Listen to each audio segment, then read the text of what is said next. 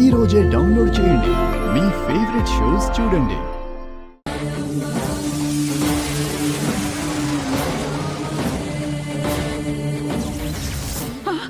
ఈ అర్చన జాతకాన్ని కనిపెట్టగల శక్తి కూడా నాకందడం లేదు. మరో సందర్భంలో కలుద్దాం. అప్పుడు మనం ఊహించని సంఘటనలు జరగడం వలన అర్చన తప్పించుకుంది.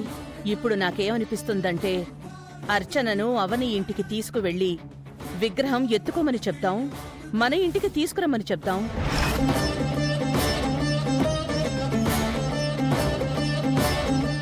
నా వంటి జాతకం గలదైతే ఆ పని చేయగలుగుతుంది కదా. మంచి ఆలోచనమ్మా. అదలా చేయగలిగితే గనక మన కష్టాలన్నీ తీరిపోతాయి. నువ్వు చెప్తుంటే అది అర్చన వల్లే సాధ్యమవుతుంది అనిపిస్తుంది వేదా. నీకు అటువంటి అభిప్రాయం కలిగినప్పుడు ప్రయత్నించడంలో తప్పులేదమ్మా. అర్చన రాగానే ఆ విధంగా చేద్దాం.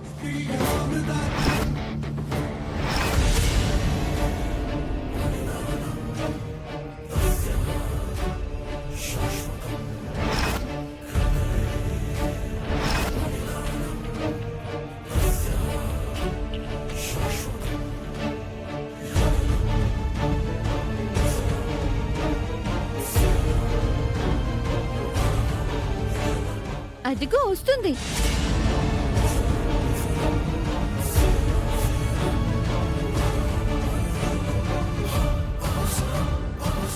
ఏమైంది? అందరూ ఇలా ఉన్నారు. అందరూ నీ గురించి 1000 కళ్లతో 1,000 ఆశలతో ఎదురు చూస్తున్నట్టు చూస్తున్నారమ్మా. ఎందుకు? నువ్వు పాముతో చిలకతో మాట్లాడడం శౌర్య చూసిందంట, మాతో చెప్పింది. నీ దగ్గర ప్రత్యేకమైన శక్తులేవో ఉన్నాయని మా అందరి అభిప్రాయం. అవునమ్మా, గతంలో అక్షయ్ గురించి మా కులగురువు సిద్ధేశ్వర స్వామి వారు ఏదైతే చెప్పారో నీ దగ్గర అటువంటి మహిమలున్నాయని అనిపిస్తుంది నాకు. అందుకే మేము ఒక నిర్ణయం తీసుకున్నాం. ఏంటి పెద్దవాడు గారు? నీది నా వంటి జాతకమా కాదా అని తెలుసుకుందామనుకుంటున్నాం. దసరా నాడు మాతాశ్రీ వలన కనిపెట్టడం కుదరలేదు. కనిపెట్టగల అవకాశం ఇప్పుడు కుదిరింది. ఎలా కుదురుతుంది? ఆ మాతాశ్రీలాగా మీరు ముగ్గు వేయగలుగుతారా?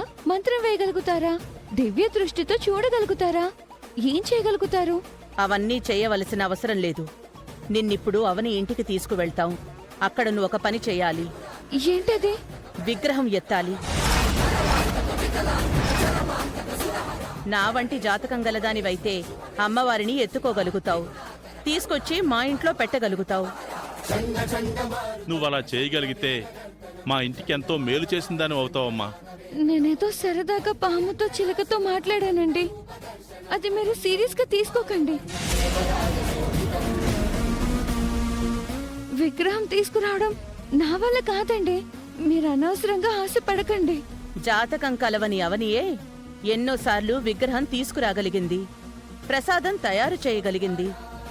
ఒకవేళ నీది నా జాతకం అయితే నీ వలన ఆ కార్యం సిద్ధిస్తుంది. అది కాదు పెద్దవాడు గారు. ఇంక నువ్వేం మాట్లాడకు. ప్రయత్నించడంలో తప్పే ఉంది. ఎందుకు వద్దంటున్నావు? ఇన్ని రోజులు మా ఇంటి మీద పడి తిన్నా కదే, ఆ మాత్రం చేయలేవా?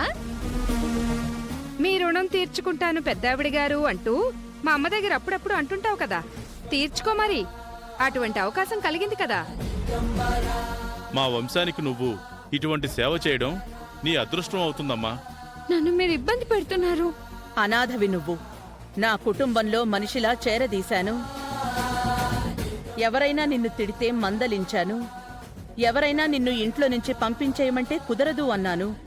అటువంటిదిప్పుడు నా ఇంటికి సమస్య వచ్చినప్పుడు పరిష్కారం చూపించగల అవకాశం నీ దగ్గర ఉన్నప్పుడు ఎందుకు నిరాకరిస్తున్నావు? వద్దనుకోవడానికి ఏదైనా కారణం ఉంటే చెప్పు మరి. కారణం ఉండదు, కాకరకాయ ఉండదు. అవనిలా దీని దగ్గర బోల్డ్ అన్ని కళలున్నాయి. అయినా దీన్ని బతిమలాడుకోవాల్సిన అవసరం మనకి లేదు. దీన్ని ఎత్తుకొని పోదాం, పదండి. ఆగు కృష్ణ. చూడమ్మా, ఆఖరిసారిగా అడుగుతున్నాను, వస్తావా రావా? నేను రానండి. అయితే నా మీద ఒట్టే.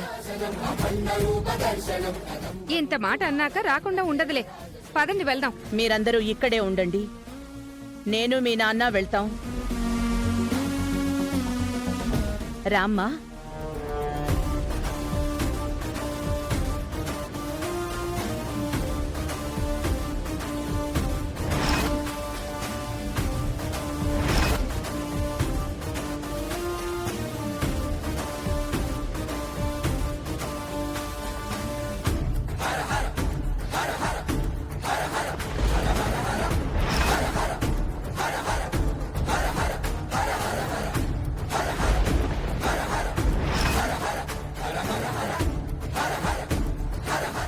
అవని అవని బయటికి రా.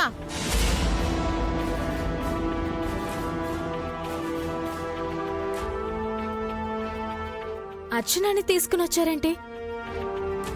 విగ్రహం విషయంలో పరిష్కారం అర్చన రూపంలో ఉంది, అందుకనే తీసుకొచ్చాం.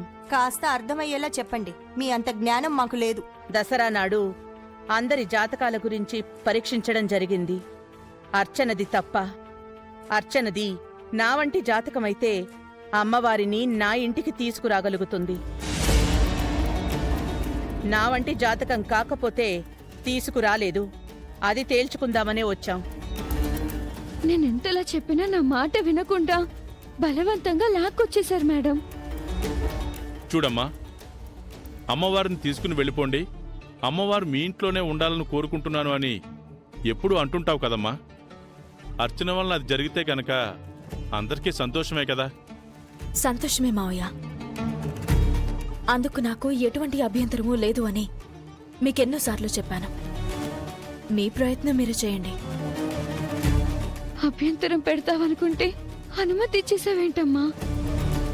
అసలు అర్చన వల్ల ఎలా అవుతుందనుకుంటున్నారు? అర్చన నాగమ్మతోనూ చిలుకతోనూ మాట్లాడుతుందని శౌర్య చూసి చెప్పింది.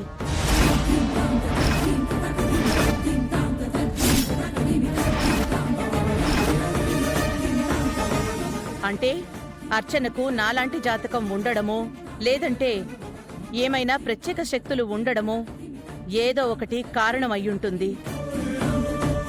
మీ నమ్మకం నిజం కావాలని, అమ్మవారు మీతో రావాలని మనస్ఫూర్తిగా కోరుకుంటున్నాను. రండి. పదమ్మా.